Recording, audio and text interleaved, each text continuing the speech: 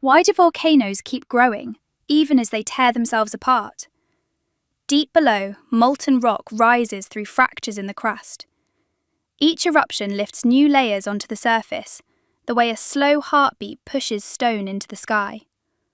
Ash settles, lava cools.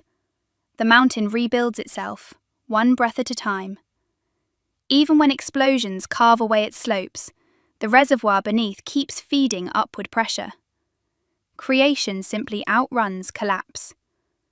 A volcano grows because the forces that break it are weaker than the forces that insist it must rise.